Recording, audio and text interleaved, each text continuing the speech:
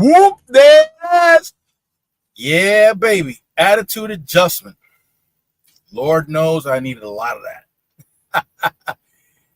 This is the Solomon Project, where you discover it's not how much you make, it's how much you keep that counts. I hope you guys can hear me. I didn't even check the mic, I didn't check anything. But I'm your host, Richard Burns. And yes, attitude adjustment. Lord, did I get attitude adjustment. I mentioned before, I was an idealist. That kind of clashes with a lot of people in the real world in a capitalist society. Yes, the professor's here. Hey, professor. Hey, look, I know you don't. I know you don't like to participate, but I mean, not not coming on the screen. But I'm gonna throw the thing out there just in case. Hey, one day maybe you might decide. Hey, let me get up on that thing. Let me get up on the camera. So there it is. The professor. So in my years of attitude adjustment, this is what I earned in 4 different arts. So I started out with judo when I was 9 years old back in 1974. And I think it was by 1999 I had gotten my first black belt. What was it in, though? I think it was judo. I think I got my first black belt in judo. So all those years fighting. And oh, okay. Yeah, you definitely participate, and I appreciate that. Thank you. So yeah, black belt in 4 different arts: judo, jiu-jitsu, aikido, and karate. And it was a struggle for me, at least. I don't know. There's some people that get their black belt in like 3 or 4 years. I never got that. But then again, I didn't train with people that would give it to you like that. You had to really earn it, and earn it. They made you. They made you do. They made you earn that sucker. Um, Now, I didn't go into the military, but I did train with ex-military, ex-combat war veterans.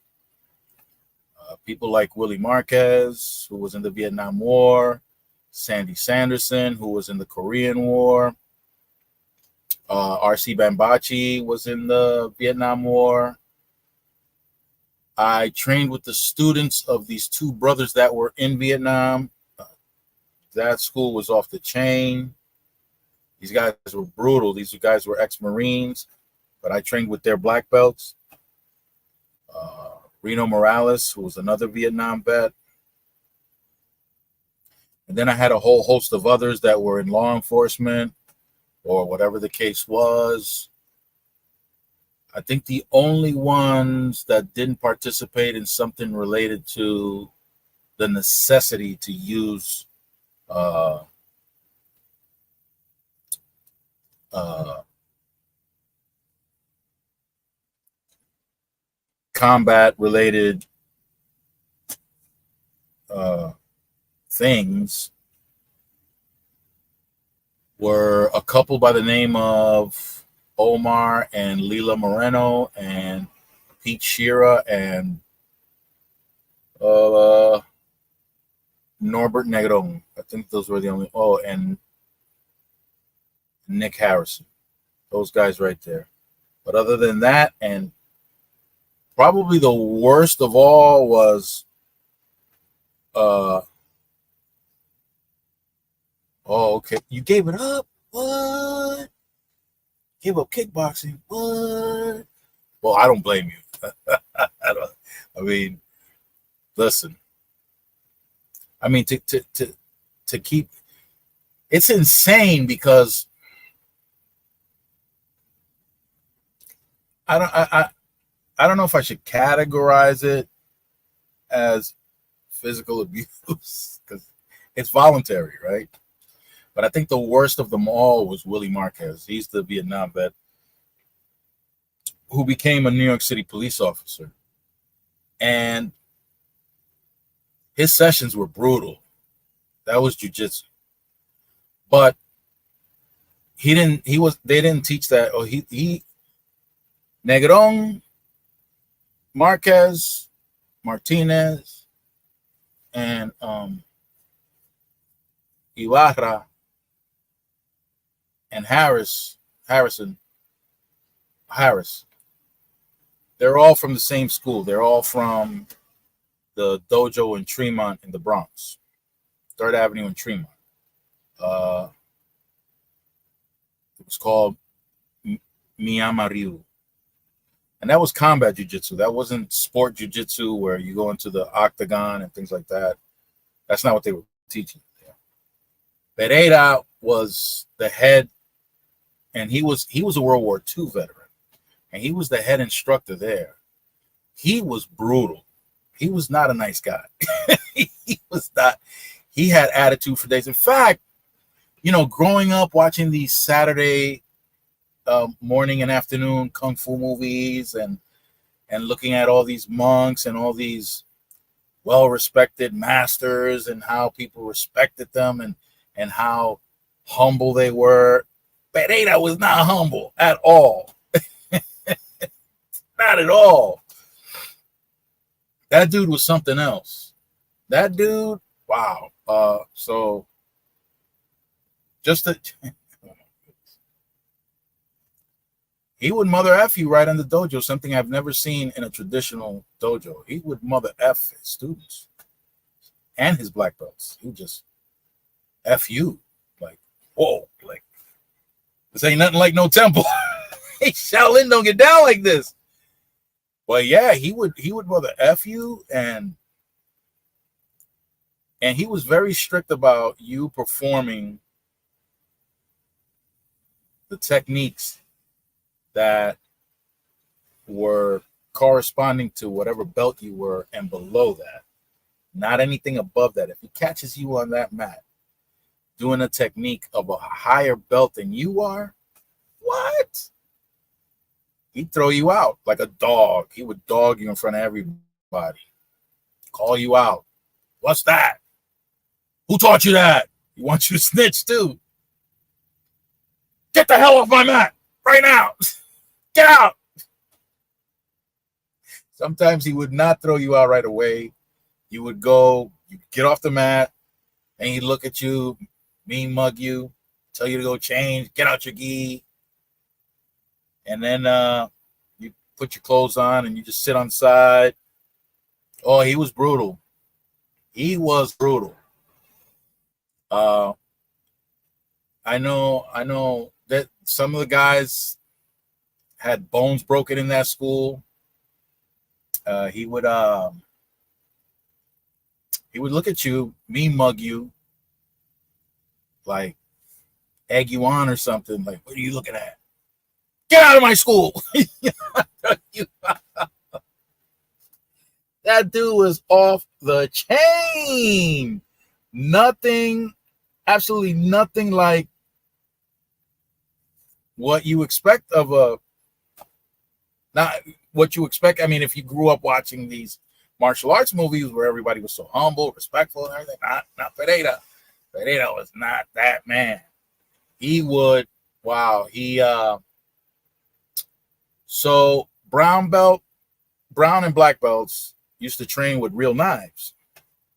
And there was one session, oh man. So you're doing techniques, right? You're attacking. And you better make sure you attack. Don't be half-assed at your attack, because he will lose it. One of his students that taught in his dojo for 20 years, he was my instructor. And he was the same way when it came to attack. You had to attack. But in Pereira's class, there was one session where they were attacking, the black belts were attacking, and he just shut the lights off on him. The room went completely dark. Yeah. Midway through an attack, he would shut the light off on you.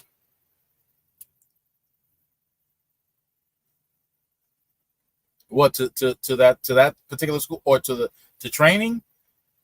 I right now the way I train, if I find a dojo, I just pay the mat fee and I just work out with them.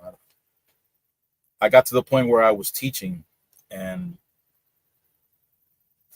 but I had to get back on the road. I was working local, and but I had to get back on the road, and as a result, I have to bounce from school to school, and not all schools are the same, and some schools concentrate more on sport. I abandoned sport a long time ago. I started focusing on combat when I got involved with Norbert Negron. Norbert Negron was Aiki Jiu-Jitsu, and with him, I started focusing on combat and less on competition. I used to compete in judo and karate and boxing, but I was I was being a realist about the training, because in the street you don't have a referee that'll stop you. Um, you it's not a safe environment. I mean, the dojos I trained in weren't that safe either, but at least there was somebody that would yell stop, yet stop.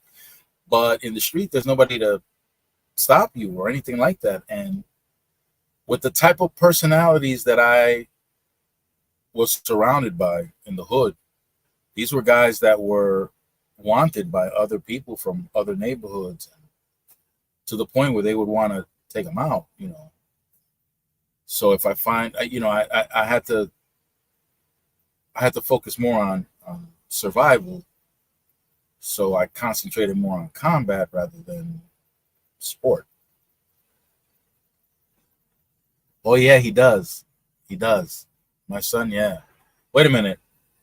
Are you talking about my grandson or my son? Well, they both train. My son trains, and so does his son.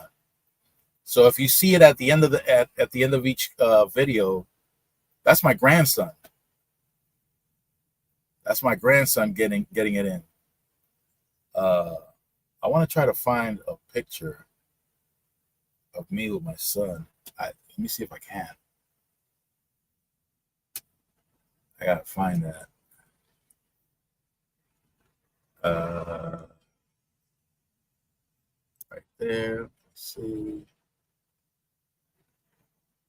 I hope I can get in. I don't know if. Yeah, yeah. Maybe this is it. Hopefully, I still got the picture up. Come on, man.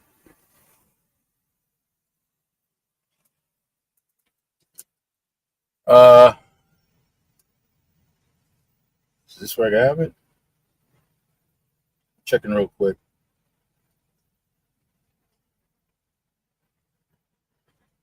Supposed to be getting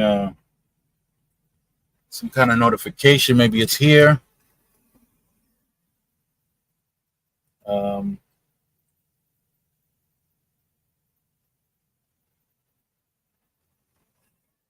I'm sorry. I'm just.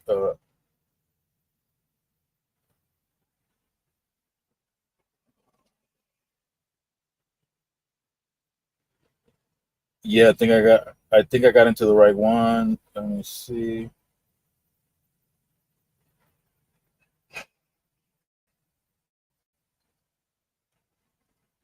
Okay, I think I'm gonna get. Yeah. All right. So let me find that. See if I can find that picture. I'm not all that good at navigating through this thing.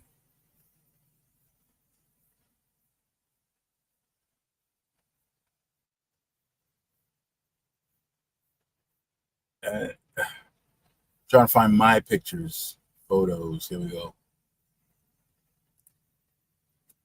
My photos. Here we go. What the heck?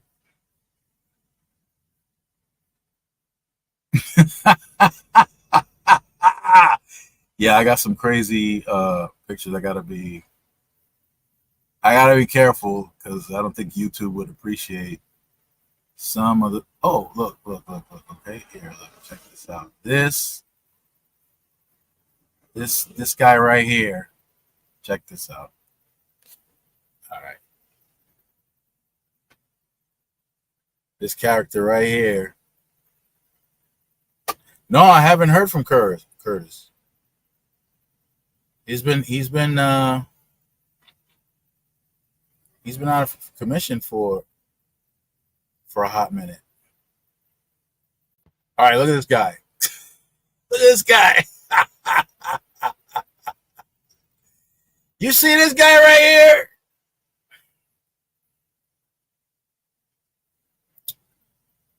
Was he in the Navy? I don't know. I don't think so. I mean, that looks like a naval. That looks like a sailor's outfit, right? All right, see. Whoa.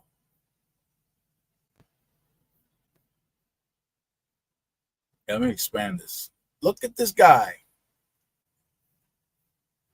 All right, Tara, you see this guy? That is Navy, right? I didn't know he was in the Navy. That's my father's first cousin. He grew up with him. When he moved away, the women and men wear this now. Only the men are allowed to. Okay. Well, this is my father's first cousin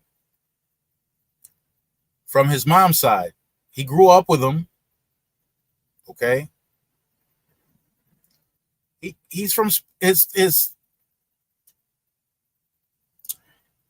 grandfather's from Spain. My father's grandfather's from Spain. He arrived in the Dominican Republic as a little boy. He was one of many families that were sent by the Spanish government to try to maintain a white population in the Dominican Republic. This guy right here was actually present at the assassination of those sisters that they made a movie about. Something of the Butterflies. I don't remember the actual title. Yeah, they did that in Dominican Republic. So so when I come across that branch of my family and I stumble upon, like, I went to a grocery store in the Bronx, and I'm looking at the license. I'm looking at the last name on the license. So I ask, hey, by some chance, are you guys from such and such a town? And then they look at me all weird, like, wow, yeah, how did you know? Oh, because that's where my family is from. These people actually laugh in my face. You? Ha ha ha.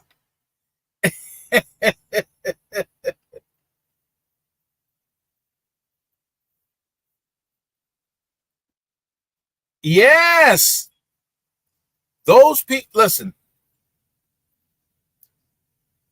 So we have here what we call Uncle Tom's, right?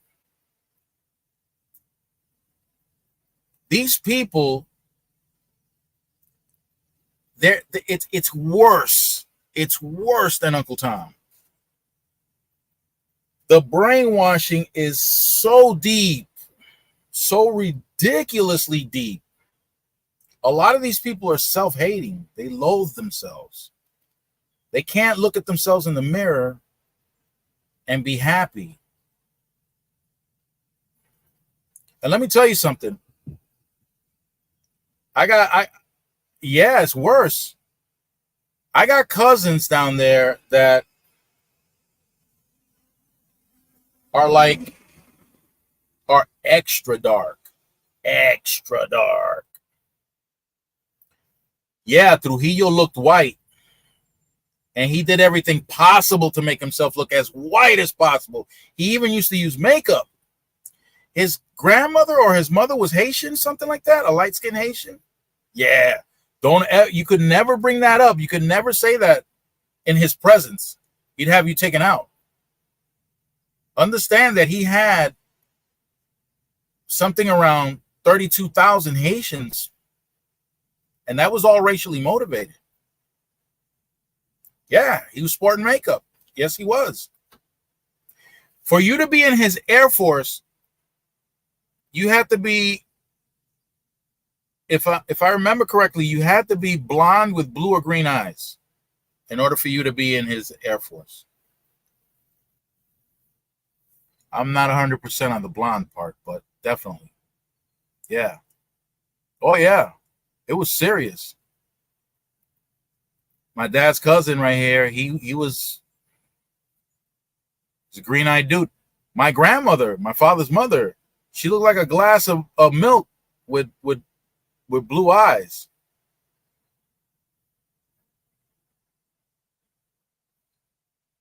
Yeah, exactly. It's exactly like that. With Trujillo, it was exactly like that. Absolutely. There was a word that the military or the police used to ask somebody. It's the word for parsley in Spanish. Perejil. Now, because the Haitians spoke French, they would struggle with that word, perejil. So when an officer, a police officer or a military person would ask you to say perejil, and you struggled with that word, they would shoot you on the spot. On the spot. And they were getting snitched on left and right. Snitched on by dark-skinned Dominicans. These people were getting smoked just because. Absolutely. 100%. And, you know, even in their choice of words, their descriptive words, there's always a positive and a negative, like with your hair.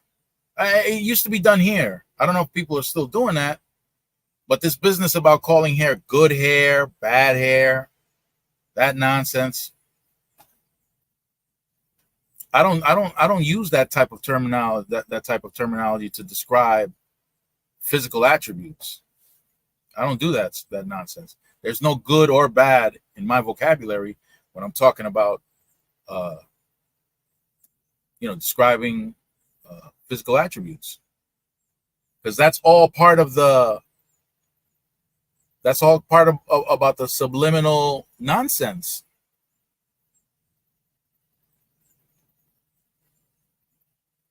Yeah, I don't use it. Absolutely disgusting. I don't. There's no good or bad hair, or that's just ridiculous. Ooh, hold on, I better chill. Ooh, wait, I better be careful. Yeah, I'm scrolling so I can.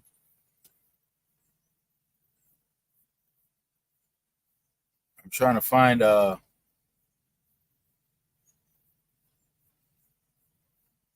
family members.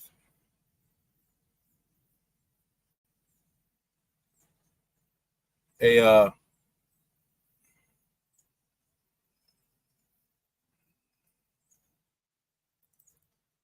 check me out right here. After a good workout, look at this.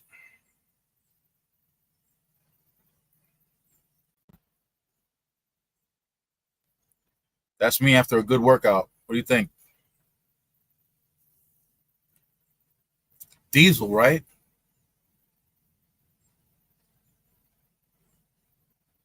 It's hard work. That's me at work.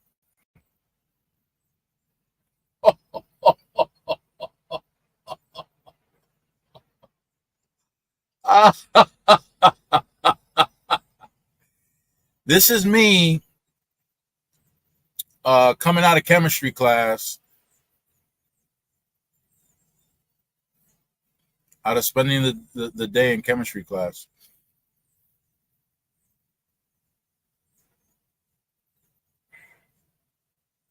Yeah, I wish I looked like that. I look 9 months pregnant.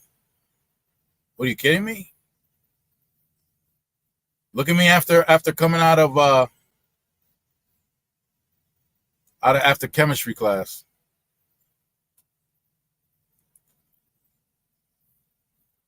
My head is looking swole right there.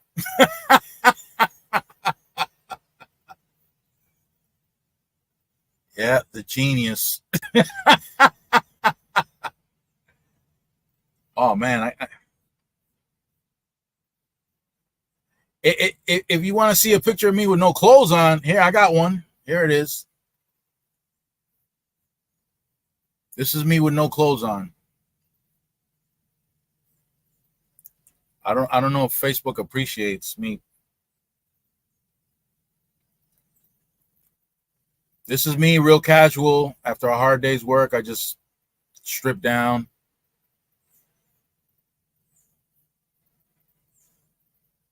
Right here.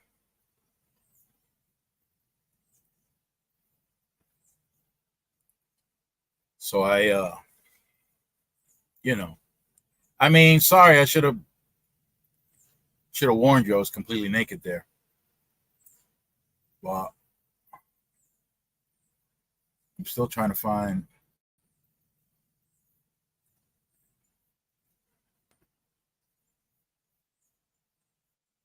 that picture with my son and my grandson.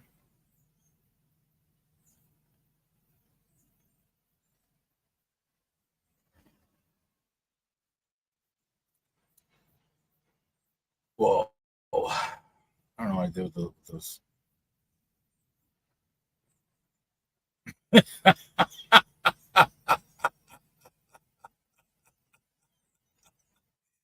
There you go, Tara.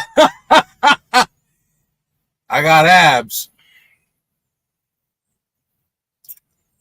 You know, I'm doing everything possible to impress you. Here we go.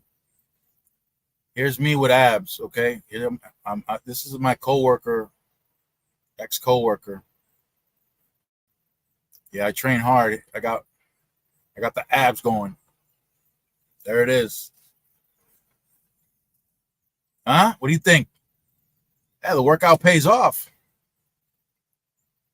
The workout pays off. I'm still looking for still looking. I don't know what I did with it.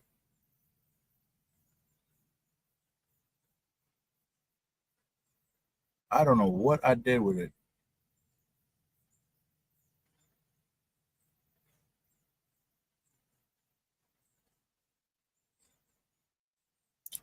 This was one of my best friends.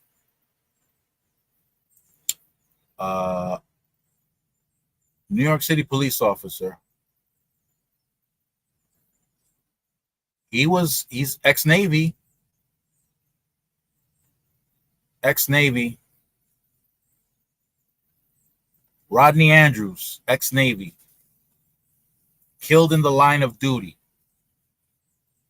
in Staten Island. One of my best friends. Great guy. Miss him dearly.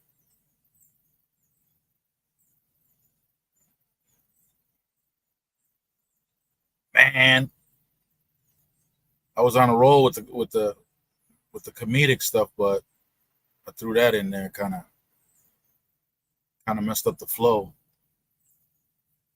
But we'll get back on track. I don't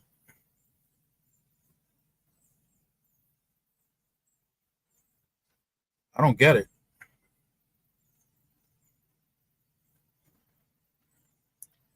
Look at this. Look at this picture, Tara. Okay? Okay? Okay? Look at this thing. Just look at it. I want you to look at it, all right?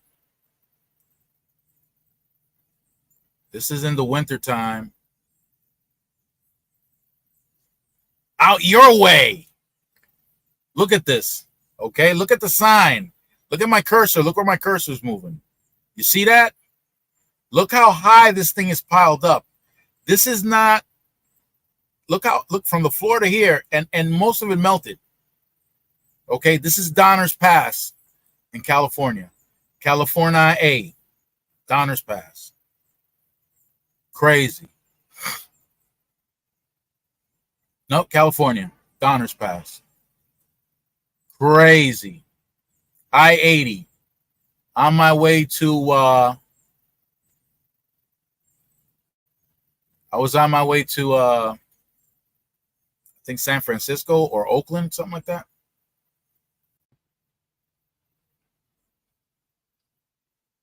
Something like that. I don't get it. I don't understand why. I got to figure this thing out. I don't know. I don't really know how to navigate through this thing all that good.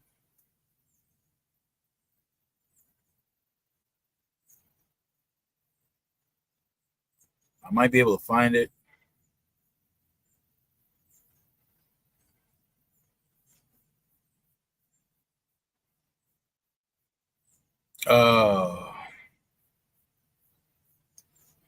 How can I find it?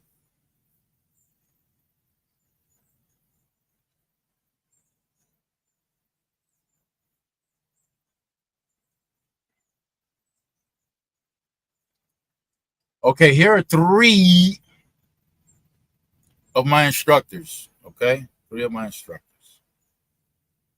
Yeah, Donner's Pass. Sorry, I mean, it might have sounded crazy the way I said it. My pronunciation. Okay, so where my cursor is, this is Hector Negron. This is Pereira. This is that dude I was telling you about. This dude is terrible. Here's Miguel Ibarra.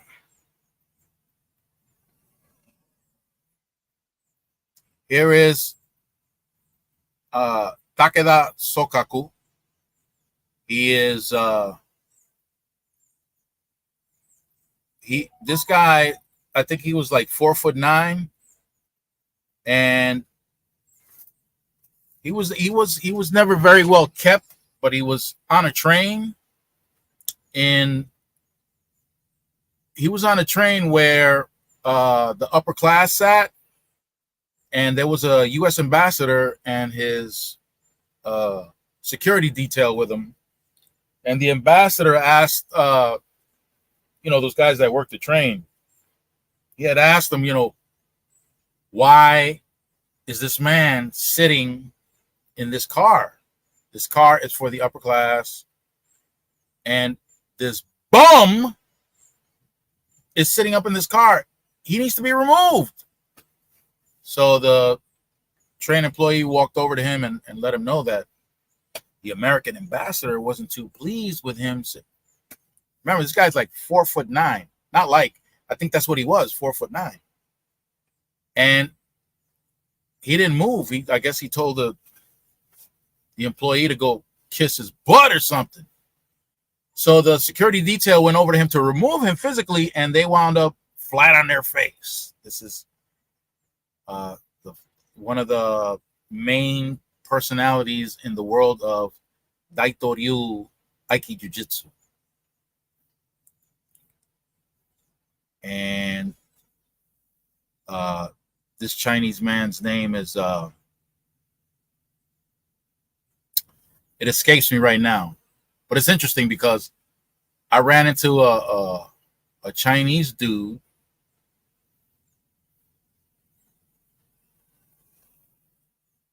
Yeah. Oh, listen, that first one that I showed you,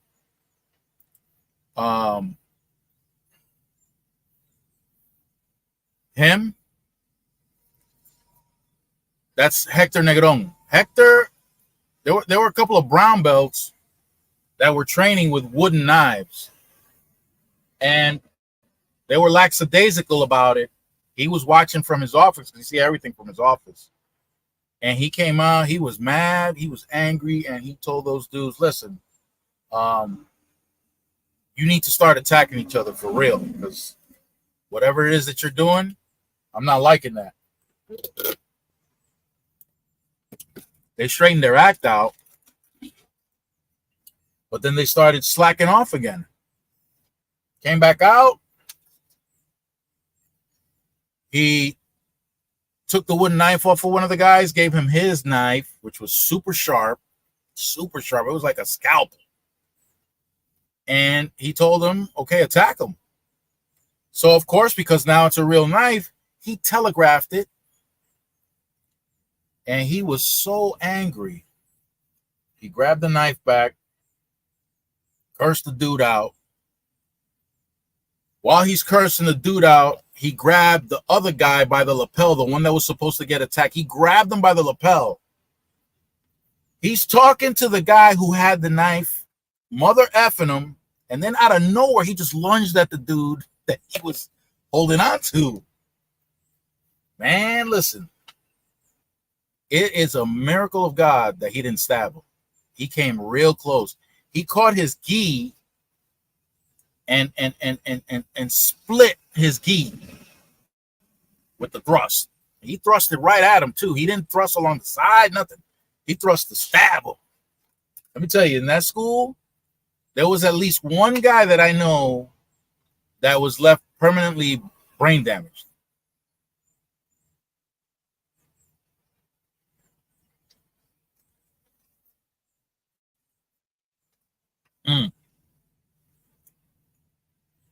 Them dudes were serious.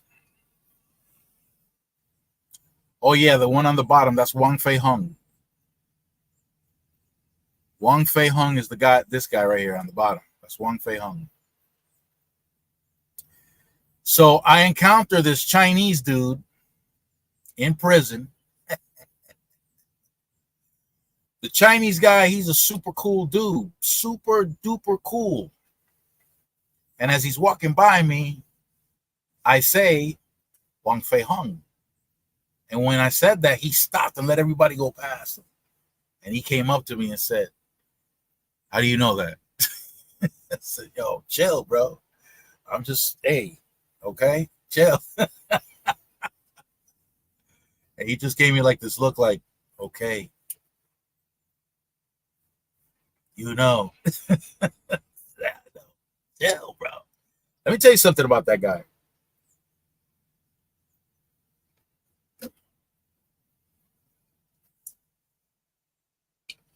He was a tremendous artist.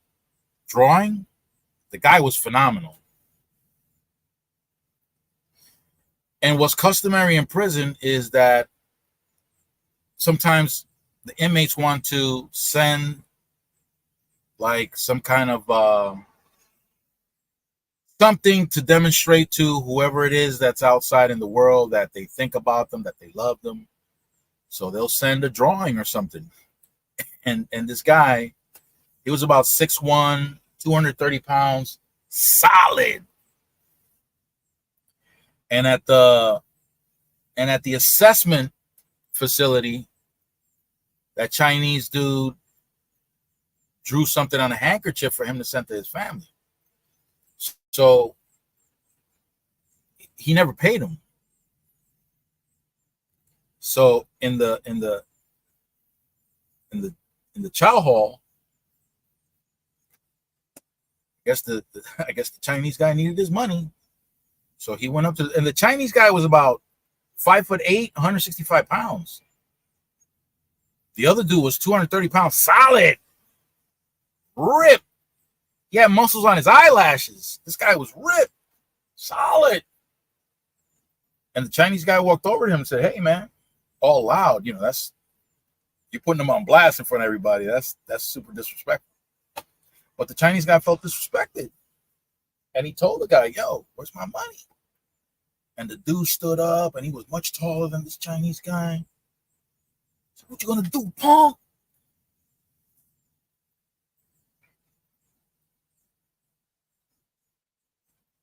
I wasn't there for what happened.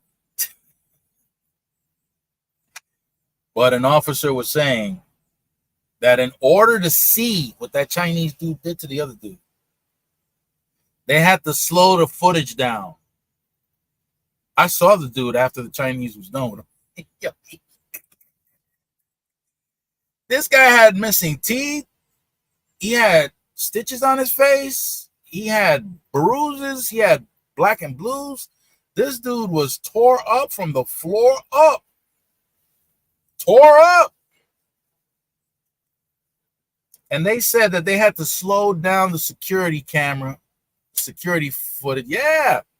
In order to see how he hit this dude.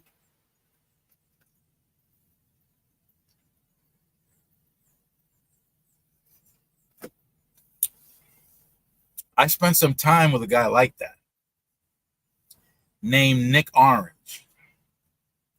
Nick Orange's father, Gerald Orange, was a world champion martial artist back in the 60s. Korean War veteran. Gerald Orange. He was in 2 movies. Let's see if I can find him. It's the Year of the Dragon. That's the name. One.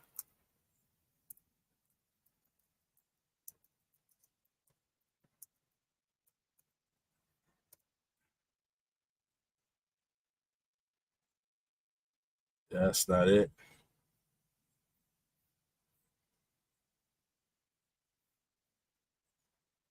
Let me see if this.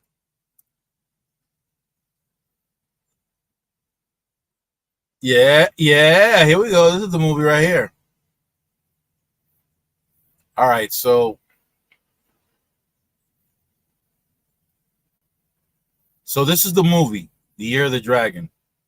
I'm gonna show you if I can find the cast. The hell is he?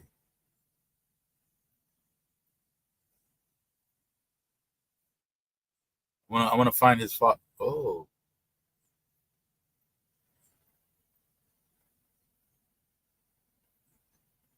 where the heck is he?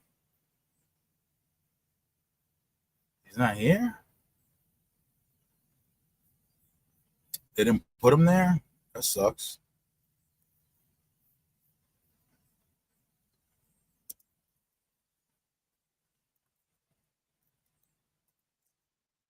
Let's see if I find him.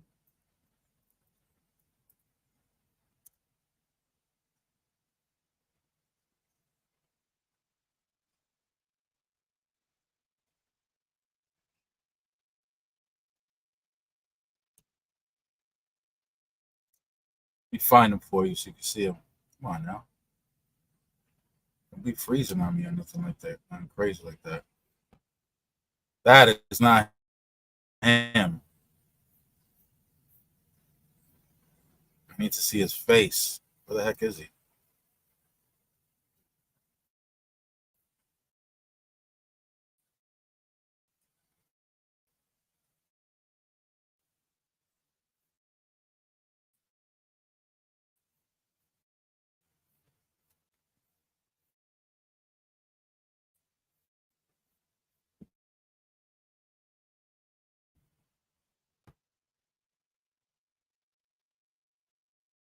I'm going to check here in his biography.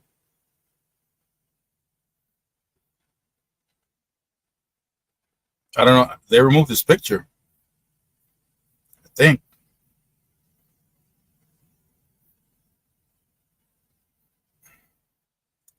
Yeah, he's not his. Let me see if he pops up in this one.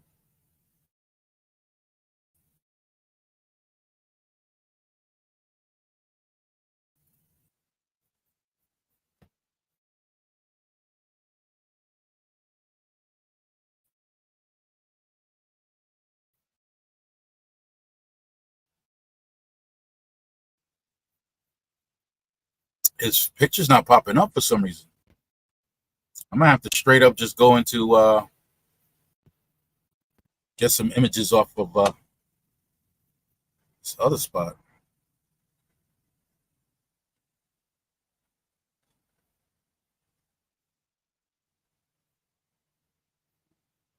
Wow, his picture's hard to find now. What happened? What happened to my man Gerald?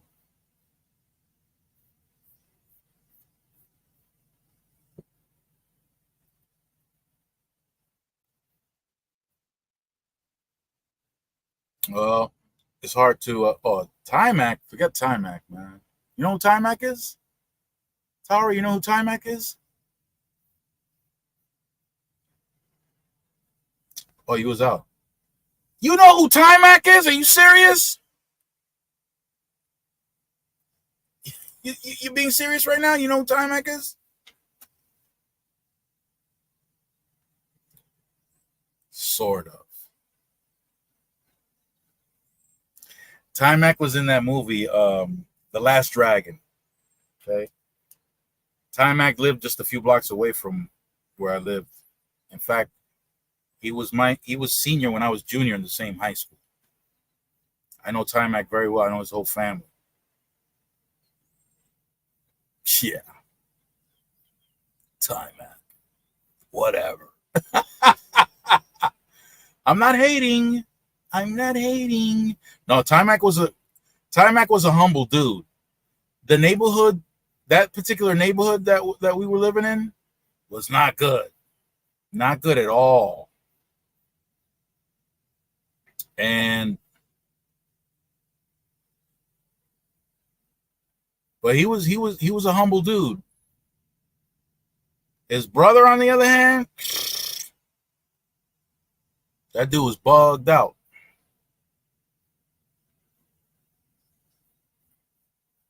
He was bugged out. I think maybe my son has the picture. I'm not.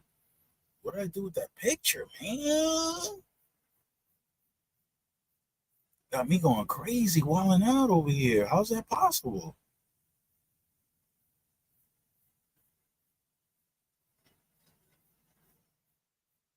How is it possible that I can't find my picture here?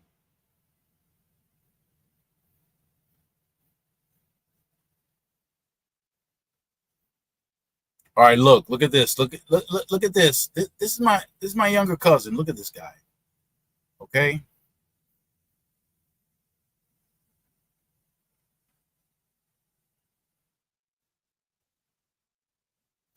look at this guy. Huh?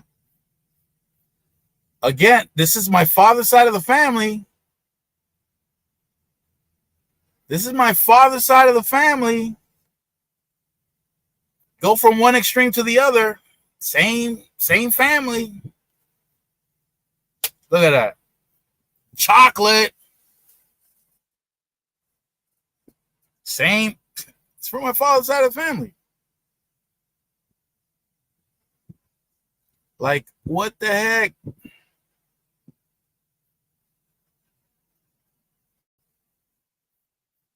Kid thinks he's a rapper. This is me on a bad hair day. Check this out. Bad hair day. Watch.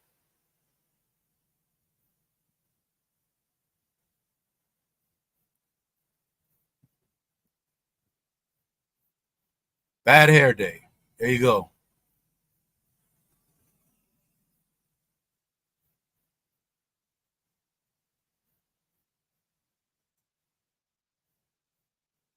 Yup.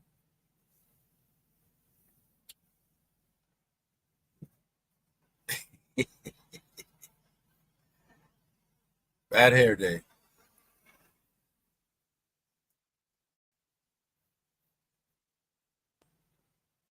This isn't the picture I'm looking for. This is my eldest when he was younger.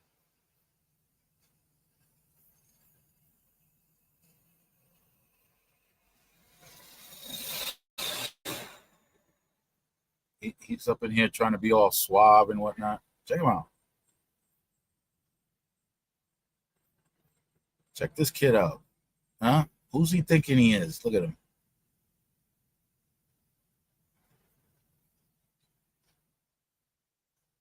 Trying to be all smooth. Smooth. Not even smooth with a TH, with a V at the end. Smooth.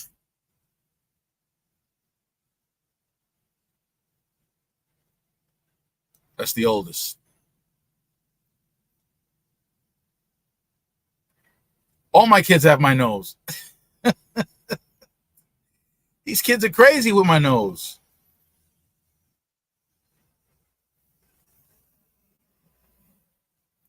But I can't find that one picture.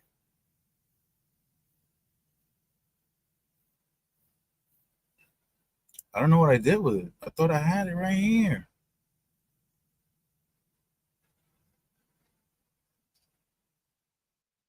I thought I had it. Guess I don't.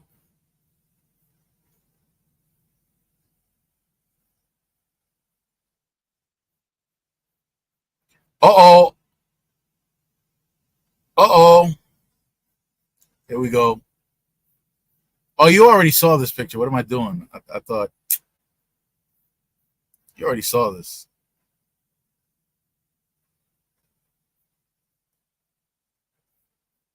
You already saw this. Graduation picture. Remember I put this picture up alongside um, Denzel Washington? You remember that? And I got some big teeth, man. Check it out, though. My teeth look so big. They look like if I bit down on a sandwich, I could probably clip my toenails at the same time. Damn, those are some big teeth. Look out. Let's go. Let's go. Let's go. Let's go. Let's go. Let's go. I'm gonna have to. I think my son has that picture. I'm gonna have to locate if I know how to navigate through this darn thing. I don't know how to navigate through the Facebook all that good. Let's go, bro. What's going on?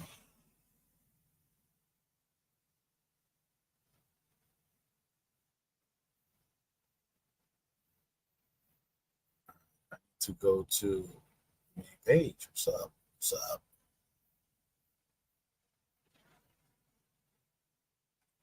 Oh,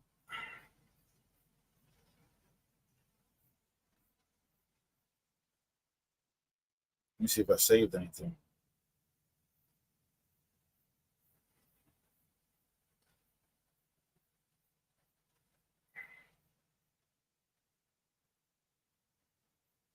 Did I save anything?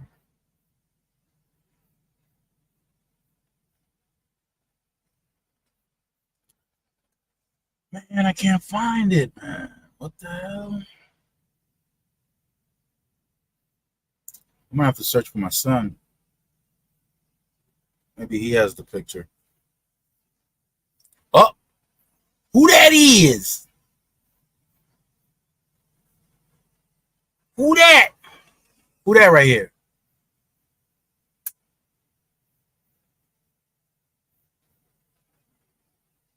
Oh, my grandkids. Who that? My grandkids right there. My son's a clown with the names that he puts up there. Who that? Yeah, my grandkids is off the chain.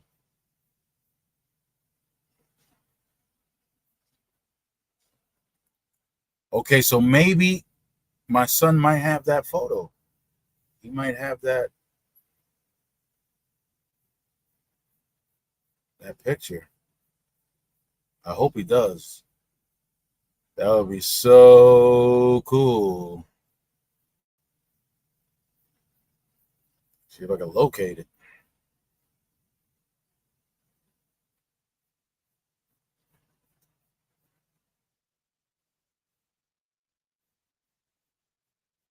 Oh, you got to be kidding me.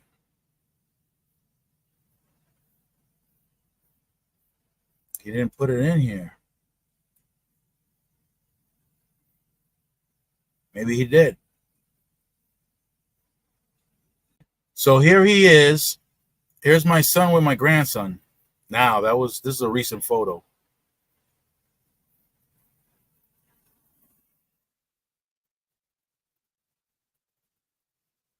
I did him a favor.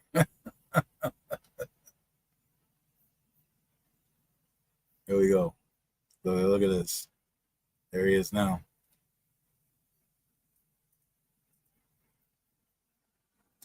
It's my grandson and my son. Look at my son with those pythons.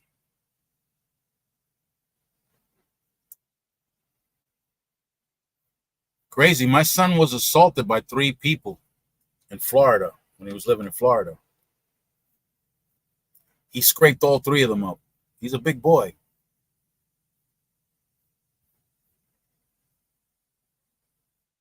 I don't know where.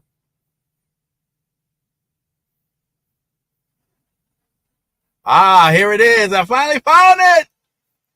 I finally found it. Tara, look at this, Tara. Yeah, 3 dudes. They weren't 3 dudes, 3 grown ass dudes attacked him. He scraped all 3 of them.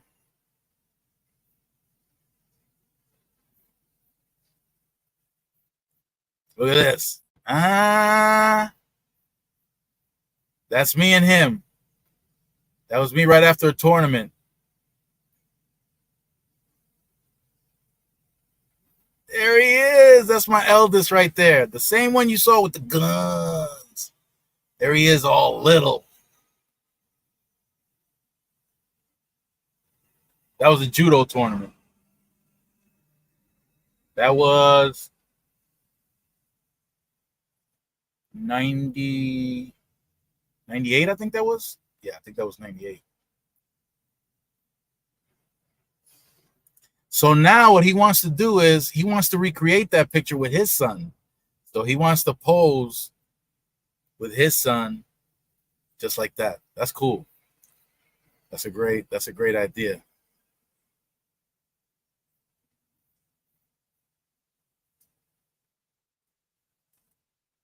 Yeah, so I trained with these people,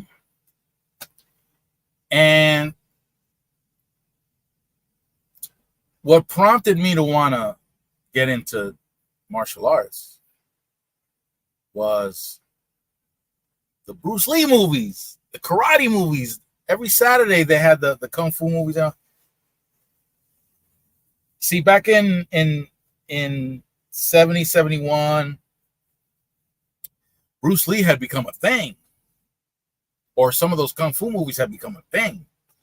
And when I used to go to school, first grade, second grade, stuff like that,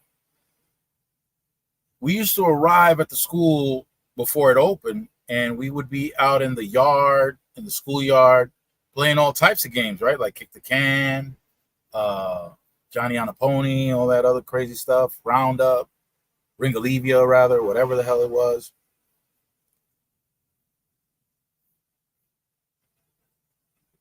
Oh, look at that. Bruce Lee is American, right? He was born in the United States. He was born in San Francisco because his parents were actors, and they had traveled to the United States, and that's where Bruce Lee was born. He was born in San Francisco. He's American, and that's the reason why Yip Man never trained him. Yip Man didn't want to train him because Yip Man didn't consider him a real Chinese. Oh, that's crazy. Oh, he is? There you go. See? Yeah, so Yip Man didn't train Bruce Lee. Some people are confused about that. It was Yip Man's number 1 student that trained Bruce Lee. Because Yip Man didn't appreciate the Westerners. No, he wasn't down with that. So he didn't teach Bruce. So Bruce Lee was the thing. And while we were playing Ringalivia, Kick the Can, all those other games in the schoolyard, waiting for the school to open so we can all go in, some kid would be inspired by some movie he saw or some Saturday afternoon karate thing he saw, and some kid would fly out of nowhere and just throw a flying kick and catch somebody in the chest, the arm, the back, or something, and it would be all over. Then the entire schoolyard became Bruce Lee's. Everybody was Bruce Lee in the schoolyard. everybody was kicking and punching and getting all carried away and crazy. So that inspired me to take my first class at in Harlem, 9 years of age, judo in 1974. And I didn't stop. I haven't stopped since then. But when I started getting into combat training, I had some characters like Willie Marquez. I don't know what Willie was. It might have been a joke to Willie. I think Willie was joking around when he did this, because we used to train with bow staffs, with Joe staffs. Joe's are smaller. And he would wrap the sticks with some kind of protective layer. A thin ass foam layer that was, you might as well wrap it up with paper. And we were getting clobbered. The sessions were private. It was just me and one other guy. But he was breaking us. Because you weren't, when you would attack, you weren't just like, no, hell no. No. You hit him. You take his head off now. Otherwise, he'll demonstrate how it's done. And you didn't want that, because he'd hit you for real. Hit you for real. He would knock you out. Negron, the other one in the picture, Willie Marquez wasn't in that picture, but Negron, he was another one. There was a select few that he would teach deadly techniques to. So I'm grateful that I was one of them. He would, when he see me perform a particular technique, he would just creep up on us, because it was usually the same. Usually the guys that he would teach that kind of stuff, we would train together. Or, we went around and we would swap partners.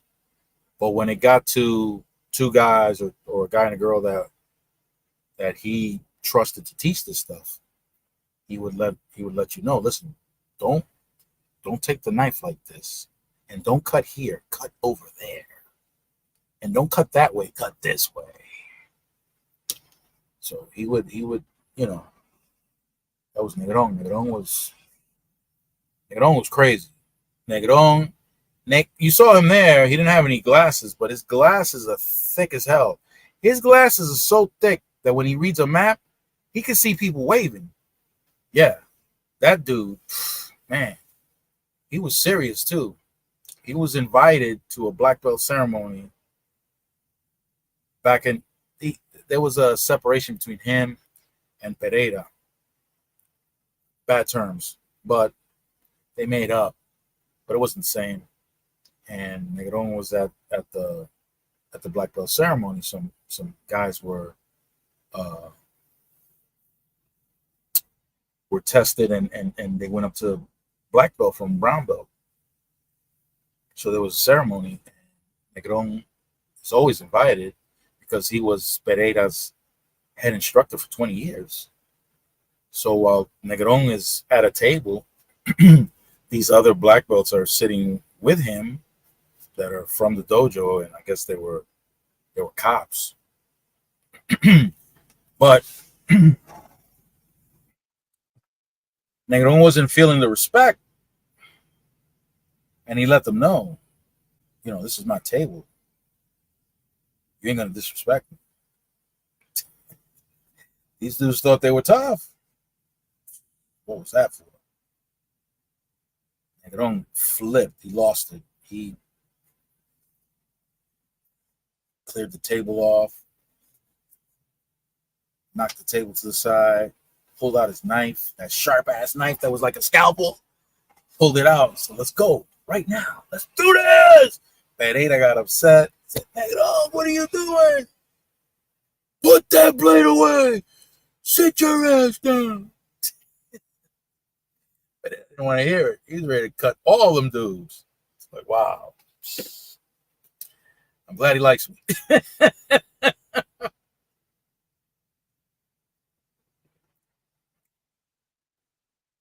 Mm. Those guys from that school were off the chain. All those instructors.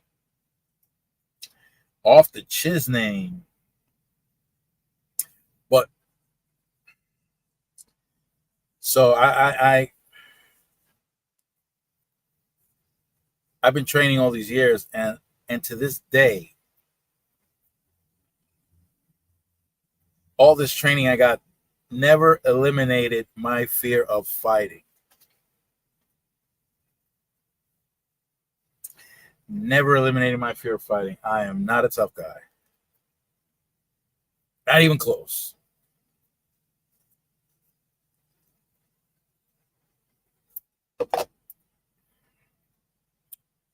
But it did help me learn how to adjust my attitude.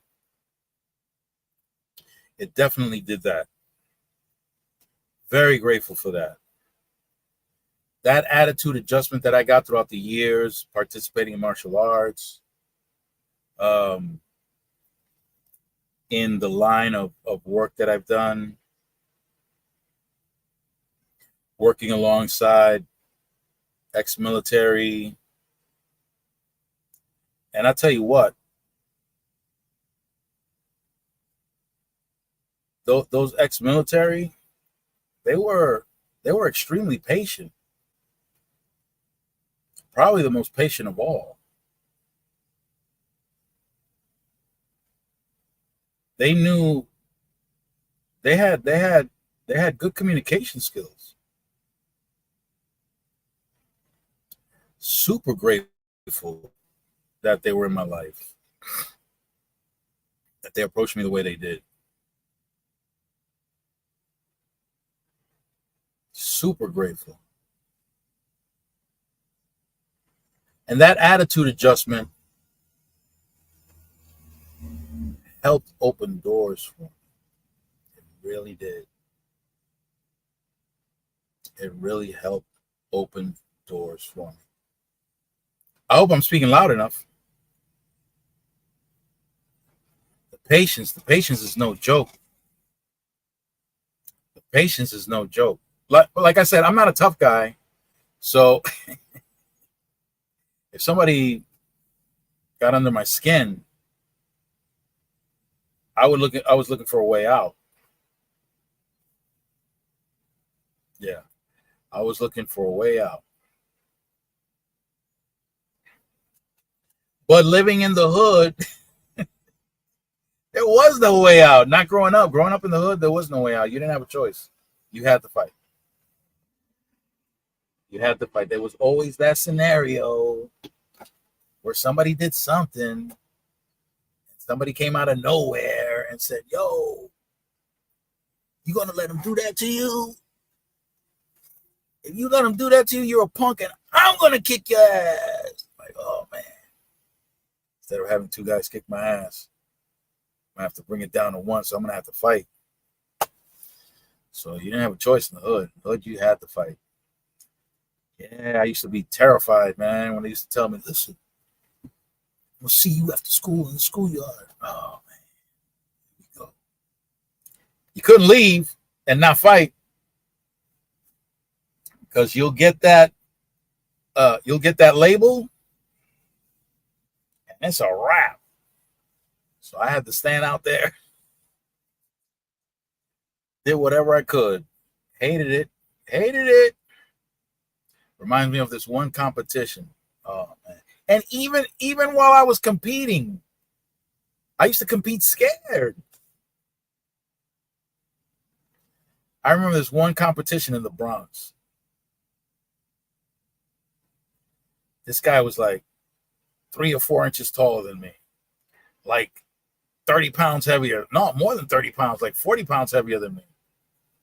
Oh man. And I watched this first fight. This guy was like the Tasmanian devil.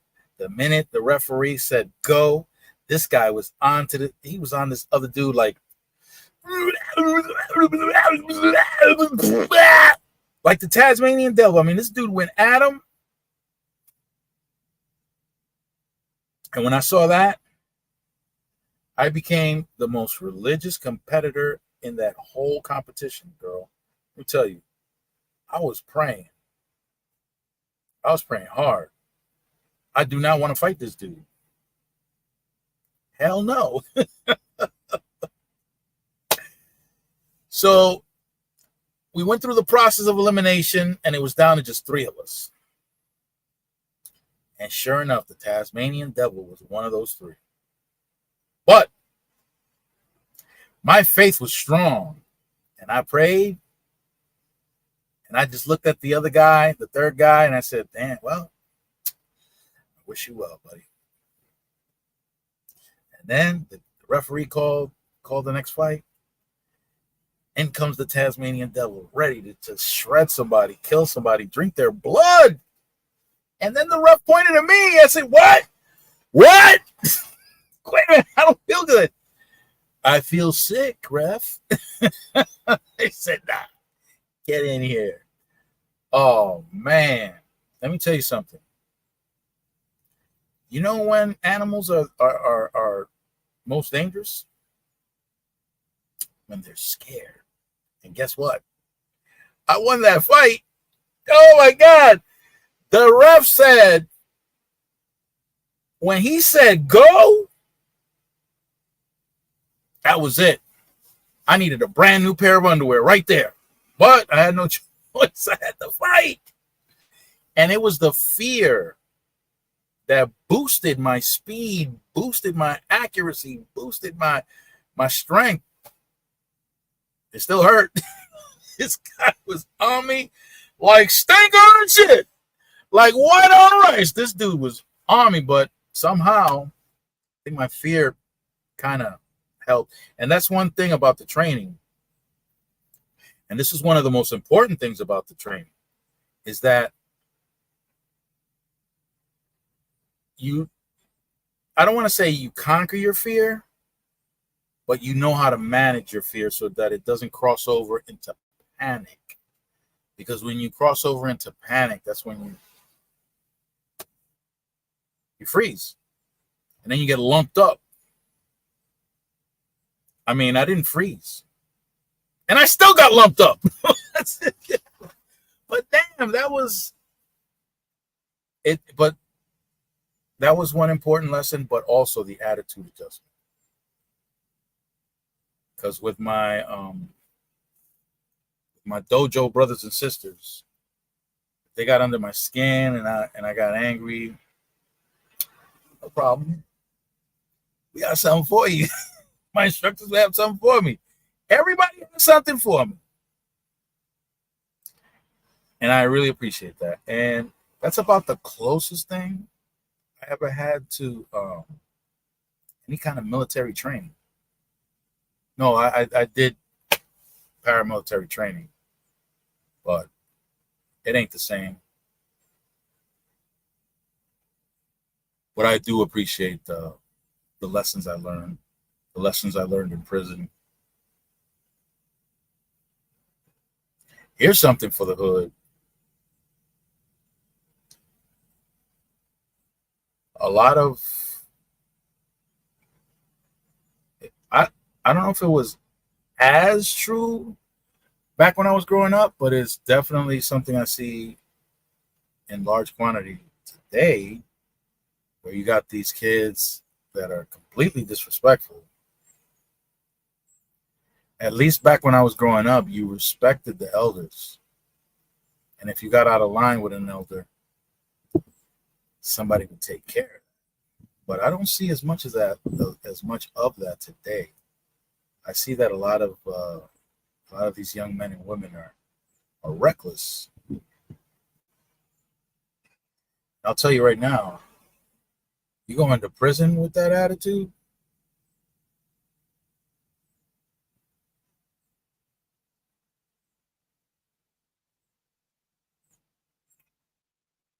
it's well, in a maximum facility, way it works. Not the county jail is a free for all. It's gladiator school. But when you get to the maximum, they play for keeps in the maximum. And if county jail didn't enlighten you to what to expect if you were headed to, and in mediums too, because you got people who are coming down off of long sentences going into the medium facilities, and they bring that serious attitude from maximums. When you go in there, you think you're cute, you think you're funny.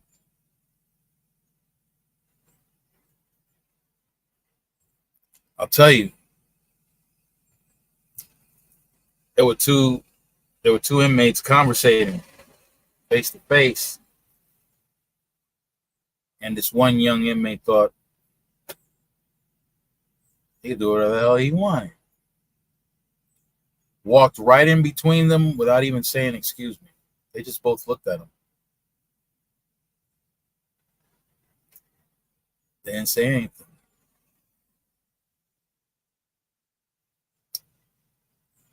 Then you hear the code. It's that young dude. He's leaking profusely. And it was because of that disrespect. Walked in between them. Shouldn't have walked in between them. And didn't even say, excuse me.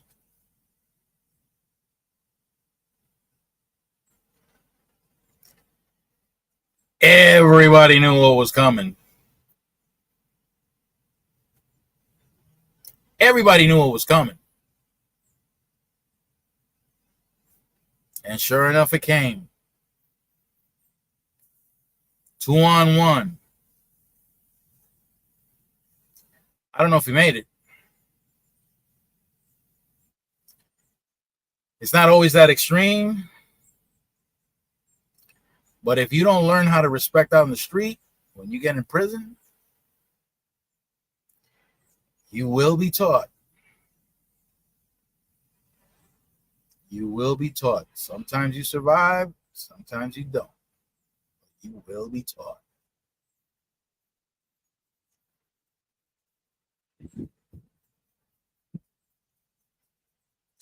And let me tell you something. Everything I'm talking about now does relate to finance. Because it is that attitude adjustment that made it possible for me to listen to the wisdom that was being offered to me free of charge. So there was wisdom being offered to me, and now I was less arrogant and more willing to listen. Because not everybody who claims that they're offering you wisdom is actually wisdom or the best course of action. That's not what I'm saying. There are some people who practice and believe in stuff that will not improve your situation. They may not make it worse, but you may not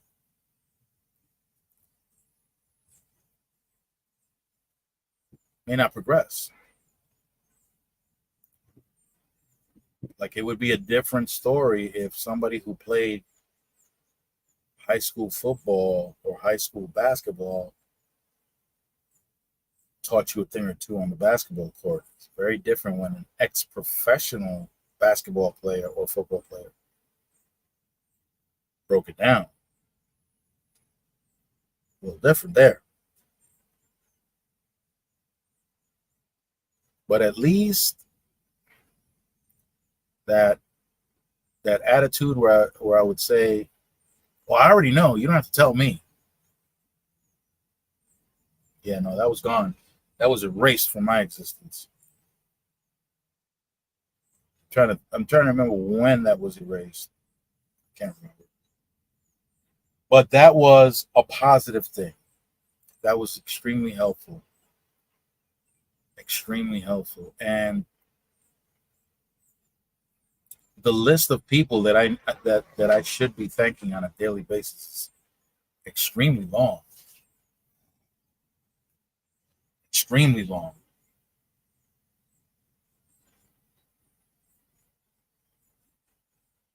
And I thank God that I'm aware. I thank God I'm aware.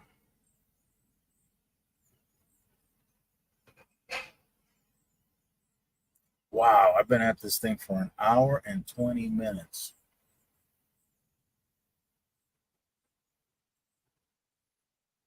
Being selfish as all hell and self-centered and focused just on me. Oh no! What does that have to do with finance? Well, I try to tie it in. I tried to tie it in.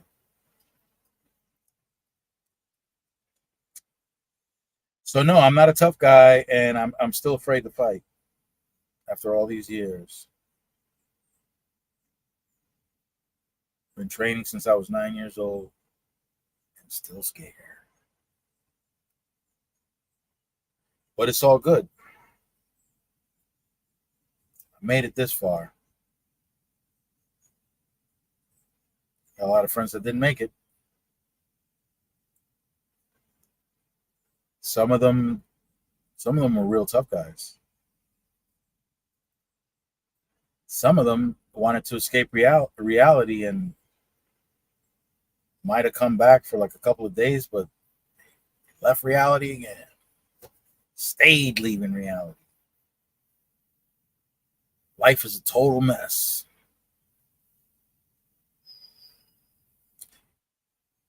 And that's another thing. Another thing I learned. I learned to accept people as they are, the decisions that they make. I learned to accept that. And I know that if they're doing something that I don't recommend that they do, I don't push the issue. I let them know what I see, what I interpret of what's going on, without being judgmental, without the "I told you so's" and all that other nonsense. And then I let them do their thing. And with that, I learned that nobody's going to punish them worse than what they're going to punish themselves. The bad decisions that they make that take them down this dark path. I can lend them an ear the same way those ex-military people lend their ear to me whenever I had a grievance. I can lend an ear to them.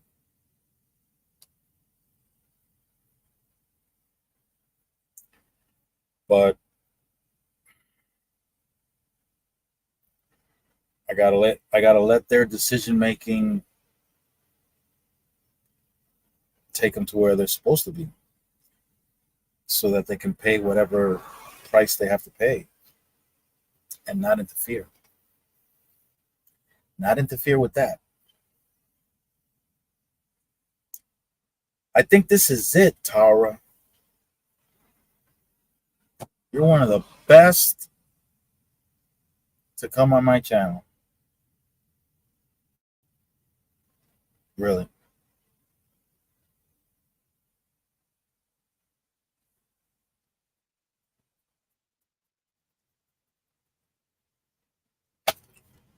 I wish I can send you some select kittens in gratitude for how you've been with really young kittens, like right after mom kicks them to the curb and says, "Go start catching mice, kid, because the milk factory is shut."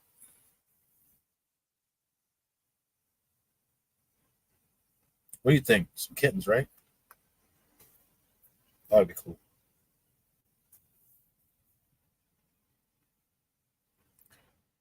Oh, it will, huh?